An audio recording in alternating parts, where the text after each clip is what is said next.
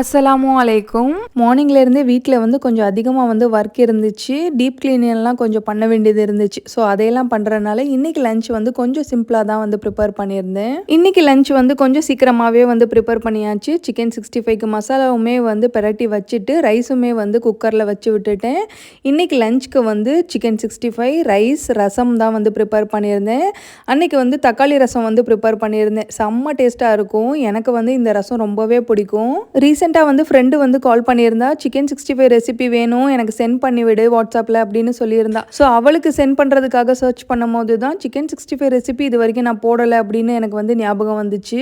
So next video பார்த்தீங்கன்னா இந்த chicken 65 ரெசிபியை வந்து டீட்டெயில்டாகவே வந்து ஷூட் பண்ணியிருக்கேன், அப்லோட் பண்ணுறேன். செக் பண்ணி பார்த்துட்டு ட்ரை பண்ணிவிட்டு எப்படி வந்துச்சுங்கிறத வந்து சொல்லுங்கள். அல்ஹம்துலில்லாஹ் அன்னைக்கான லஞ்ச் மெனு பார்த்தீங்கன்னா ரசம், சிக்கன் 65, ஆனியன் வச்சு சூப்பராக சாப்பிட்டு முடிச்சாச்சு.